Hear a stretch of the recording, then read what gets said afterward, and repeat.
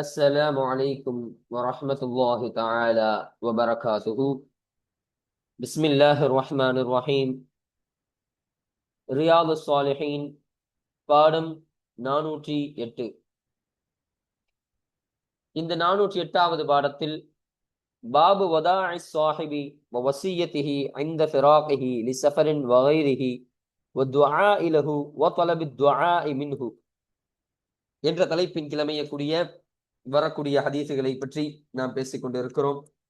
அல்ஹம்துலில்லாஹ், நம்முடைய ஜாமியா ரகீப் எஜுகேஷனல் ட்ரஸ்டின் மூலமாக பல தீன் சம்பந்தப்பட்ட சேவைகளையும் பல துன்யா சம்பந்தப்பட்ட சேவைகளையும் நாம் செய்து கொண்டிருக்கிறோம்.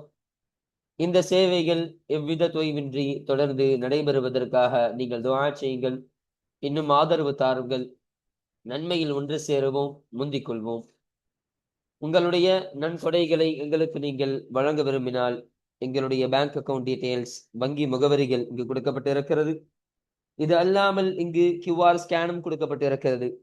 இதன் மூலமாக நீங்கள் ஸ்கேன் செய்தும் உங்களுடைய நன்கொடைகளை எங்களுக்கு நீங்கள் தாராளமாக வழங்கலாம். அல்லாஹு தஆலா உங்கள் வாழ்நாளை மென்மேலும் பரக்கத்தானதாகவும் செழிப்பானதாகவும் ஆக்கி வைப்பானாக. ஆமீன் ஆமீன் யா ரப்பல் ஆலமீன். இப்பொழுது இந்த ரியாது ஸாலிஹீனுடைய 408வது பாடத்தில் நாம் பேசக்கூடிய தலைப்பு என்பது பிரயாணத்தின் போது துஆ செய்வது என்பதாக அமைகின்றது. ஒருவர், நம்முடைய சகோதரர், நமக்கு தெரிஞ்ச ஒருத்தர் ஒரு பிரயாணத்திற்காக அவர் வெளியே போகிறார். அது எந்த ஒரு பிரயாணமாக இருக்கலாம்.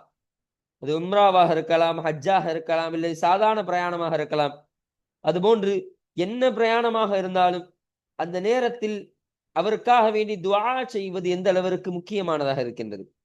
துஆ செஞ்சு நல்லபடியாக அனுப்பி வைக்கக்கூடிய அந்த வழி அனுப்புதல் இருக்குதா இல்லையா, அது எந்த அளவிற்கு முக்கியம், அது இஸ்லாத்தில் அது எந்த அளவிற்கு போற்றப்படக்கூடிய ஒன்றாக இருக்கின்றது என்பதை கற்றுத்தரக்கூடிய பாடமாக தான் இந்த பாடம் என்பது அமையக்கூடியதாக இருக்கின்றது. அல்ஹம்துலில்லாஹ். இப்ப நம்ம கிதாபை பார்ப்போம். 3வது ஹதீஸ், இன்னும் 714வது ஹதீஸ்.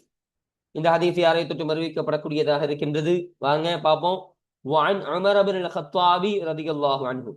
سيدنا عمر بن الخطاب رضي الله عنه அன்னவர்களை தொட்டு அறிவிக்கப்படக்கூடிய ஹதீஸாக இந்த ஹதீஸ் என்பது இருக்கின்றது. قال, அந்த உமர் ரலியல்லாஹு அன்ஹு அன்னவர்கள் சொன்னார்கள், இஸ்தஅதன்து நபிய ஸல்லல்லாஹு அலைஹி வஸல்லம் ஃபில் உம்ரதி. உம்ராவினுடைய விஷயத்தில் நபி ஸல்லல்லாஹு அலைஹி வஸல்லம் அவரிடத்தில் நான் அனுமதி தேடினேன். அதாவது உமர் ரலியல்லாஹு அன்ஹு அன்னவர்கள் உம்ரா போகிறதுக்காக வேண்டி அவர்கள் திட்டம் தீட்டுகிறார்கள். உம்ரா செய்ய முடிவு செஞ்சாங்க. அப்ப அந்த முடிவுக்காக வேண்டி நான் உம்ரா போயிட்டு வரவா யா ரசூலல்லாஹ் என்று கேட்பதற்காக ஸல்லல்லாஹு அலைஹி வஸல்லம் இடத்துல வராங்க. அப்போ இதுல இருந்து ஒரு விஷயம் விளங்கிக் கொள்ளணும்.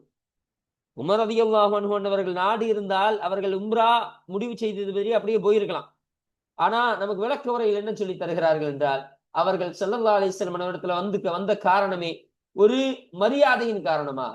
அப்போ வயதில் மூத்தவர்கள் பெரியவர்களிடத்தில் பிரயாணம் செல்லும் பொழுது அவர்களுடைய துஆவை பெற்றுக்கொண்டு அவர்களுடைய அந்த வழி அனுப்புதலை பெற்றுக்கொண்டு போவதுதான் ரொம்ப சிறப்புக்குரிய காரியம் என்பதை உணர்த்தி தரும் விதமாக தான் உமர் ரலியல்லாஹு அன்ஹு அன்னவர்கள் இப்படிப்பட்ட செயலை செய்தார்கள் என்பதை கற்றுத் தருகிறார்கள். அப்போ அப்படி நான் ஸல்லல்லாஹு அலைஹி வஸல்லம் இடத்துல அனுமதி தேடிய பொழுது ஃபஅதின, ஸல்லல்லாஹு அலைஹி வஸல்லம் அவர்கள் எனக்கு அனுமதி கொடுத்தார்கள். உமரே, நீங்கள் தாராளமாக போய்விட்டு வாருங்கள் என்று சொன்னார்கள். சொல்லி வகால, இன்னும் ஸல்லல்லாஹு அலைஹி வஸல்லம் அன்னவர்கள் சொன்னார்கள், லா தன்சனா யா உகை, என்னுடைய சிறிய சகோதரனே, நீங்கள் எங்களை மறந்து விடாதீர்கள். மின் துஆஇக, உங்களுடைய துஆவிலிருந்தும் உங்களுடைய பிரார்த்தனைகளிலிருந்தும் எங்களை நீங்கள் மறந்து விடாதீர்கள் என்று ஸல்லல்லாஹு அலைஹி வஸல்லம் அன்னவர்கள் சொன்னார்கள். அப்போ இங்க லா தன்சனா என்று ஸல்லல்லாஹு அலைஹி வஸல்லம் அன்னவர்கள் சொல்கிறார்கள். லா தன்சின்னு சொல்லியிருக்கலாம், ஏன்னா நீங்க மறந்துடாதீங்கன்னு சொல்லியிருக்கலாம். ஆனா லா தன்சனா, எங்களை நீங்கள் மறந்து விடாதீர்கள் பொதுநலமாக சொல்ல காரணம் என்னன்னா, இங்கு உம்மத்தே முஹம்மதியாவையே ஸல்லல்லாஹு அலைஹி வஸல்லம் அவர்கள் குறிப்பிடுகிறார்கள் என்று விளக்க உரையில் எழுதுறாங்க.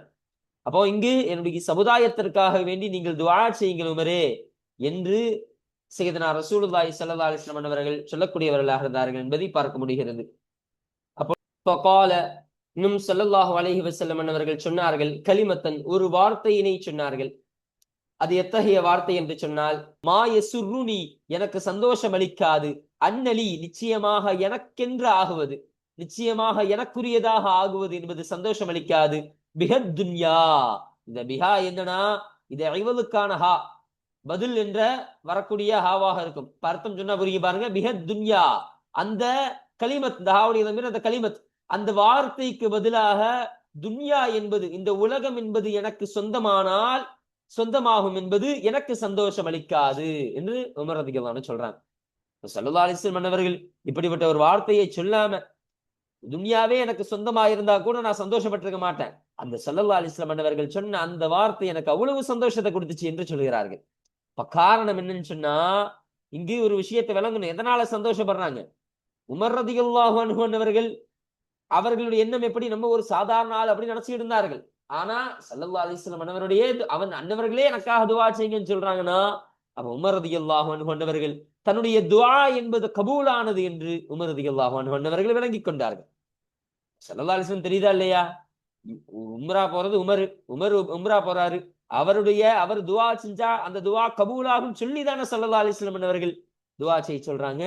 அப்ப நம் மீது எவ்வளவு நம்பிக்கையை, நம் மீது எவ்வளவு கண்ணியத்தை ஸல்லல்லாஹு அலைஹி வஸல்லம் அவர்கள் வைத்திருக்கிறார்கள். இன்னும் நம்முடைய துஆ என்பது கபூலாக கூடியதாக இருக்கின்றது என்று ஸல்லல்லாஹு அலைஹி வஸல்லம் அவர்கள் சூசகமாக சொல்லிவிட்டார்களே என்று சந்தோஷப்பட்டார்கள் என்பதை விளக்கமாக நமக்கு தருகிறார்கள். அதனாலதான் அவ்வளவு சந்தோஷம் கொண்டார்கள். அடுத்தபடியாக பாருங்க, வஃபீ ரிவாயத்தின், இன்னும் மற்றொரு ரிவாயத்துல இருக்கக்கூடிய விஷயம், மற்றொரு ரிவாயத்தில் உள்ளது. கால ஸல்லல்லாஹு அலைஹி வஸல்லம் அவர்கள் சொன்னார்களாம், அஷ்ரிக்னா யா உஹய்ய ஃபீ துஆஇக, உன்னுடைய துஆவில், என்னுடைய சிறிய சகோதரனே, உன்னுடைய துஆவில் எங்களையும் நீ சேர்த்துக்கொள் என்று ஸல்லல்லாஹு அலைஹி வஸல்லம் அவர்கள் சொன்னார்கள். இந்த வார்த்தை இடம்பெற்றிருக்கான். இப்ப இந்த ரிவாயத்தில் தன்சனான்னு சொன்னாங்க, அந்த இடத்துல அஷ்ரிக்னா, எங்களை நீங்கள் சேர்த்துக் கொள்ளுங்கள் என்று ஸல்லல்லாஹு அலைஹி வஸல்லம் அவர்கள் சொல்லக்கூடியவர்களா இருந்தார்கள். அவ கிட்டத்தட்ட ரெண்டுமே ஒரே அர்த்தத்தை பொருந்திருக்கக்கூடிய ஒன்றாக தான் இருக்கும். பாருங்க, ரவாஹு அபூ தாவூத், இந்த ஹதீஸனை இமாம் அபூ தாவூத் ரஹ்மத்துல்லாஹி அலைஹி அன்னவர்களும் அறிவித்தார்கள். வத்திர்மிதி, இன்னும் திர்மிதி ரஹ்மத்துல்லாஹி அலைஹி அன்னவர்களும் அறிவித்தார்கள். வகால, இன்னும் அந்த திர்மிதி ரஹ்மத்துல்லாஹி அலைஹி அன்னவர்கள் சொன்னார்கள், ஹதீஸுன் ஹஸனுன் ஸஹீஹுன், இந்த ஹதீஸனை ஸஹீஹான ஹஸனான ஹதீஸ் என்பதாக இந்த ஹதீஸை திர்மிதி ரஹ்மத்துல்லாஹி அலைஹி அன்னவர்கள் சொன்னார்கள் என்ற செய்தியையும் இங்கு குறிப்பிடுகிறார்கள். இப்ப இந்த ஹதீஸான இந்த பாடத்திற்கு கீழே பதிவு செய்யப்படக்கூடிய காரணம் என்ன? இந்த பாடம் என்பதே பிரயாணத்தின் போது துஆ செய்வது, உபதேசம் செய்வது குறித்த பாடமாக இருக்கின்றது. இப்ப இந்த இடத்துல உமர் ரலியல்லாஹு அன்ஹு அவர்கள் ஒரு உம்ரா போறாங்கன்னு சொல்லி ஸல்லல்லாஹு அலைஹி வஸல்லம் அன்னவர்களே தனக்காக துஆ செய்ய சொன்னார்கள் இல்லையா? அப்ப சாப்போம், இந்த ஒரு கருத்தின் காரணமாக தான், இதை வலியுறுத்தி வருவதன் காரணமாக தான் இந்த ஹதீஸானது இந்த பாடத்திற்கு கீழே பதிவு செய்யப்படக்கூடிய காரணமாக இருக்கு. அடுத்தபடியாக பாருங்க, 4வது ஹதீஸ், இன்னும் 715வது ஹதீஸ். வஅன் சாலிம் இப்னு அப்துல்லாஹ் இப்னு உமர் ரலியல்லாஹு அன்ஹு, யாருன்னு சொன்னா சையதுனா உமர் ரலியல்லாஹு அன்ஹு அவர்கள் இருக்கிறார்கள் இல்லையா, அவர்களுடைய மகனான அப்துல்லாஹ் ரலியல்லாஹு அன்ஹு அவர்கள், அவர்களுடைய மகனான சாலிம் ரலியல்லாஹு அன்ஹு அவர்களை தொட்டும் அறிவிக்கப்படக்கூடிய ஹதீஸாக இந்த ஹதீஸ் என்பது இருக்கின்றது என்பதை சொல்லித் தருகிறார்கள். அவங்க சொல்றாங்க, அன்ன அப்துல்லாஹ் இப்னு உமர், நிச்சயமாக உமர் ரலியல்லாஹு அன்ஹு அவருடைய மகனான அப்துல்லாஹ் ரலியல்லாஹு அன்ஹு அவர்களாகிறவர்கள், அதாவது தன்னுடைய தந்தையை பத்தியே சொல்றாங்க, என்னுடைய தந்தையான, அதாவது உமர் ரலியல்லாஹு அன்ஹு அவருடைய மகனான என்னுடைய தந்தையான அப்துல்லாஹ் ரலியல்லாஹு அன்ஹு அவர்களாகிறவர்கள், கான அவர்கள் ஆகியிருந்தார்கள், யகூலு சொல்லக்கூடியவர்களாக ஆகியிருந்தார்கள், லிர்ரஜுலி ஒரு மனிதனிடத்தில், ஒரு மனிதனுக்கு சொல்லக்கூடியவர்களாக ஆகியிருந்தார்கள். எத்தகைய மனிதன்? இதா அராத சஃபரன், அந்த மனிதன் என்பவன் ஒரு பயணத்தை நாடினால், அதாவது பயணத்தை நாடக்கூடிய ஒரு மனிதனுக்கு அவர்கள் சொல்லக்கூடியவர்களாக இருப்பார்களா? இப்ப யாராவது ஒரு ஆள் பயணத்திற்காக வேண்டி, ஒரு பிரயாணத்திற்காக வேண்டி நாடுகிறாருன்னு சொன்னா அவரிடத்தில் சொல்லக்கூடியவர்களாக இருப்பார்களாம். என்ன சொல்லக்கூடியவர்களாக இருப்பார்கள்? உதுனு மின்னி, என்னிடம் இருந்து நீ நெருங்கி வா என்று சொல்வார்கள். ஓ சகோதரனே, என் பக்கம் நீ நெருங்கி வாப்பா, கிட்ட வா என்று சொல்லக்கூடியவர்களாக இருப்பார்கள். சொல்லிவிட்டு சொல்வார்களாம், ஹத்தா எதுவரை என்று சொன்னார், உன்னை நான் வழி அனுப்பி வைக்கின்றேன், கமா கான ரசூலுல்லாஹி ஸல்லல்லாஹு அலைஹி வஸல்லம் யுவத்திஉனா, ரசூலுல்லாஹி ஸல்லல்லாஹு அலைஹி வஸல்லம் அவர்கள் எங்களை வழி அனுப்பக்கூடியவர்களாக ஆகியிருந்தார்களே, அதுபோல உன்னையும் நான் வழி அனுப்பக்கூடியவனாக ஆகியிருக்கிறேன் என்று சொல்வார்களாம். ஸல்லல்லாஹு அலைஹி வஸல்லம் அவர்கள் எங்களை வழி அனுப்பும் பொழுது கிட்ட வாங்கன்னு சொல்லி கத்தி அணைத்து எங்களை வழி அனுப்பி வைப்பார்கள். அதுபோல ஒரு வழி அனுப்புதலை உங்களுக்கும் நான் செய்யக்கூடியவனாக இருக்கிறேன் என்று பிரயாணப்படக்கூடிய யாராக இருந்தாலும் சரி, எல்லாவற்றிற்கும் அவர்கள் சொல்லக்கூடியவர்களாக இருப்பார்கள் என்பதை இங்கு நமக்கு சொல்லித் தருகிறார்கள். சொல்லிவிட்டு சொல்வார்களாம், ஃபயகூலு, இன்னும் அந்த அப்துல்லா இப்னு உமர் ரலியல்லாஹு அன்ஹு அவர்கள் சொல்வார்களாம், அஸ்தௌதிஉல்லாஹ தீனக, உன்னுடைய மார்க்கத்தை அல்லாஹ்விடத்தில் நான் ஒப்படைத்து விடுகிறேன். அமானத்தக, இன்னும் உன்னுடைய அமானிதங்களை நான் அல்லாஹ்விடத்தில் ஒப்படைத்து விடுகிறேன். இன்னும் ஹவாத்தியும் அமலிக்க, இன்னும் உன்னுடைய அமலின் உன்னுடைய செயலின் முடிவுகளை நான் அல்லாஹ்விடத்தில் ஒப்படைத்து விடுகிறேன் என்று சொல்லக்கூடியவர்களாக இருப்பார்களாம். அப்போ இங்க தீனக்க முதலாவது விஷயம் அஸ்தௌதிஉல்லாஹ தீனக்கன்னு சொன்னாங்க. உன்னுடைய மார்க்கத்தை நான் அல்லாஹ்விடத்தில் பொறுப்பாக்குறேன். அதாவது உன்னுடைய மார்க்கத்திற்கு அல்லாஹ் பாதுகாவலனாக இருக்க நான் அல்லாஹ்விடத்தில் வேண்டுகிறேன், நான் அல்லாஹ்விடத்தில் துஆ செய்கிறேன் என்று அர்த்தம் வரக்கூடியதாக இருக்கும். இந்த ஹதீஸினுடைய ஷாரிஹ் நமக்கு விளக்க உரை எழுதக்கூடியவர்கள் ஒரு விளக்கத்தை சொல்லித் தருவார்கள். அஸ்ஸஃபரு மலன்னத்து தஸாஹிலி ஃபி அம்ரித்தீன் என்று சொல்லித் தருகிறார்கள். ஒரு சஃபர் என்பது, ஒரு பிரயாணம் என்பது, அது தீனை, அதாவது தண்டம் இருக்கக்கூடிய மார்க்கத்தை அது அலட்சியப்படுத்தக்கூடிய சாத்தியக்கூறுகள் அந்த சஃபரில் இருக்கின்றது என்று சொல்லி தருகிறார்கள். ஒருத்தர் பிரயாணம் போறாருன்னு சொன்னா, பயணத்திற்கு போறாருன்னு சொன்னா, தன்னுடைய தீனை அவர் சரியாக பேண முடியாது. அந்த பிரயாணம் அதை தடைப்படுத்தக்கூடியதாக இருக்கும். நம்ம பஸ்ல போறோம், ட்ரெயின்ல போறோம்னு சொன்னா சரியா தொழ முடியுமா? தொழ முடியாது. நிறைய தடைகள் வரும். அதையெல்லாம் தாண்டி தான் தொழணும். இது போன்ற மார்க்கம் என்பது பிரயாணத்தின் போது தடைபடக்கூடியதாக இருக்கு. அதனால அங்கிருந்து இந்த உம்ராவை கனெக்ட் பண்றாங்க. நீங்களும் உம்ரா போறீங்க, இப்ப இருக்கிற மாதிரி ஒரே பிளைட்ல போகக்கூடிய விஷயம் கிடையாது. பல மைல் தூரம், பல மாத கணக்கில் பயணம் சென்று செல்லணும் உம்ராக்கு போறோம்னா. அப்ப அத்தகைய ஒரு பயணத்தை மேற்கொள்ளும் காரணமாக உங்களுக்கு தீனில் சில சர்ச்சைகள், சில குழப்பங்கள் ஏற்படலாம், தவறிவிடலாம். அதனால் அல்லாஹ் அதை தவறாமல் இருப்பதற்கு அல்லாஹ் தௌஃபீக் செய்வானாக என்ற துஆவை முதலாவது சொன்னார்கள் என்பதை நமக்கு கற்றுத்தராங்க. அடுத்தபடியாக அமானத்துக்க, இன்னும் உன்னுடைய அமானிதங்கள் அதையும் அல்லாஹ்விடத்தில் நான் பொறுப்பாக ஆக்குகிறேன் என்று சொன்னார்கள். இதற்கு ரெண்டு விளக்கம் இருக்கு. ஒன்னு ஷரியாத்து கடமை என்ற அமானிதம், இரண்டாவது மனிதர்களுடைய உரிமை என்ற அமானிதம். ஷரியாத்து கடமைனா அல்லாஹ்விடத்துல தொழுவது, அல்லாஹ்வை திக்ர் செய்வது, அப்போ பெரும்பாவத்தில் ஈடுபடாமல் இருப்பது, இதுவெல்லாம் அல்லாஹ்வை கட்டுப்பட்ட விஷயமாக இருக்கு. அதையும் நீ பேணிக்கொள், அதையும் அல்லாஹ் உனக்கு பாதுகாப்பு தருவானாக. இரண்டாவது மனிதர்களுடைய உரிமை, மனிதர்களுக்கு செய்ய வேண்டிய கடமை, என்னென்ன நபர்கள் என்னென்ன செய்யணுமா இல்லையா, யாரும் முன்னால் பாதிப்புக்கு உள்ளாகாமல் இருக்கக்கூடிய அந்த விஷயம், அதுவெல்லாம் ஒரு மனிதனுடைய அமானத். அப்ப இதுவும் உன்னிடத்தில் பாதுகாக்கப்படுவதை அல்லாஹ்விடத்தில் நான் பொறுப்பாக சாற்றுகிறேன் என்று துஆ செய்தார்கள். இன்னும் அடுத்தபடியாக முக்கியமான விஷயம் அமலிக்க என்று சொன்னார்கள். இங்க சாதாரணமாக வா அமலிக்க என்று சொல்லி இருக்கலாம், உன்னுடைய அமலுக்கு அல்லாஹ் பொறுப்பாவான்னு சொல்லி இருக்கலாம். ஆனா ஹவாத்தீம, அந்த உன்னுடைய செயலுடைய அந்த முடிவுகளை அல்லாஹ்விடத்தில் பொறுப்பப்படுகிறேன்னு சொன்னாங்க. ஏன் சொன்னாங்கன்னா, ஹுஸ்னுல் ஹாத்திமா என்பது ரொம்ப முக்கியமான விஷயம். ஒரு மனிதன் எப்படி வேணா வாழ்ந்திருக்கலாம், அவன் கெட்டவனாக வாழ்ந்திருக்கலாம், நல்லவனாக வாழ்ந்திருக்கலாம். ஆனா கடைசி தருவாயில், அவனுடைய உயிர் பிரியும் தருவாயில் அவன் எத்தகைய நிலையில் இருக்கிறான், அதுதான் ஹுஸ்னுல் ஹாத்திமா. அவனுடைய இறுதி முடிவு எந்த அளவிற்கு அழகான முடிவாக இருக்கும், அது ரொம்ப முக்கியம். அதனாலதான் சொன்னாங்க, உன்னுடைய செயல்பாட்டினுடைய முடிவுகளையும் அல்லாஹ்விடத்தில் நான் ஒப்படைக்கிறேன், அல்லாஹ் உன்னுடைய முடிவுகளை அல்லாஹ் பாதுகாப்பானாக என்றும் ஒரு துஆ செய்து அனுப்பி வைத்தார்கள் என்பதை கற்றுத்தருகிறார்கள். பாருங்க, ரவாஹு திர்மிதியு, இந்த ஹதீஸினை திர்மிதி ரஹ்மத்துல்லாஹி அலைஹி அன்னவர்கள் அறிவித்தார்கள். வகால, இன்னும் அவர்கள் சொன்னார்கள், ஹதீஸுன் ஹஸனுன் ஸஹீஹுன், ஸஹீஹான ஹஸனான ஹதீஸ் என்பதாக இந்த ஹதீஸையும் திர்மிதி ரஹ்மத்துல்லாஹி அலைஹி அன்னவர்கள் சொன்னார்கள் என்பதை பார்க்க முடிகிறது. இந்த ஹதீஸ் இந்த பாடத்திற்கு கீழே பதிவு செய்யப்படுவதற்கான காரணம் என்ன? இங்கு அந்த அப்துல்லா இப்னு உமர் ரலியல்லாஹு அன்ஹு அன்னவர்கள் அந்த அங்க ஒரு ஆளு பிரயாணப்படும் பொழுது அவருக்காக வேண்டி துஆ செய்தார்கள் இல்லையா, அஸ்தௌதிஉல்லாஹ தீனக வ அமானதக வ ஹவாத்திம அமலிக. அந்த துஆ செய்ததன் காரணமாக, இப்ப இந்த ஒரு கருத்தின் காரணமாக தான் இந்த ஹதீஸ் என்பது இந்த பாடத்திற்கு கீழே பதிவு செய்யப்படுவதற்கான காரணமாக அமைகின்றது. அடுத்தபடியாக பாருங்க, 5வது ஹதீஸ், இன்னும் 716வது ஹதீஸ். இந்த ஹதீஸ் யாரை தொட்டு அறிவிக்கப்படுது? வஅன் அப்துல்லாஹ் இப்னு யஸீத் அல் ஹத்மி அஸ்ஸஹாபி ரலியல்லாஹு அன்ஹு, சஹாபியான ஹத்மி கோத்திரத்தை சார்ந்த யஸீத் என்பவருடைய மகனான அப்துல்லா ரலியல்லாஹு அன்ஹு அவர்களை தொட்டு அறிவிக்கப்படக்கூடிய ஹதீஸாக இந்த ஹதீஸ் என்பது அமைகின்றது என்று சொல்லித் தருகிறார்கள். قال, அந்த அப்துல்லா இப்னு யஸீத் ரலியல்லாஹு அன்ஹு அவர்கள் சொன்னார்கள், கான ரசூலுல்லாஹி ஸல்லல்லாஹு அலைஹி வஸல்லம், அல்லாஹ்வுடைய தூதர் ஸல்லல்லாஹு அலைஹி வஸல்லம் அவர்களாக இருந்தார்கள், இதா அராத அய்யுவத்திஅல் ஜைஷ, ஒரு படையை அவர்கள் வழி அனுப்பி வைப்பதை நாடியவர்களாக அவர்கள் ஆகியிருந்தால் அவர்கள் ஆகியிருப்பார்கள், கால சொல்லக்கூடியவர்களாக ஆகியிருப்பார்கள்.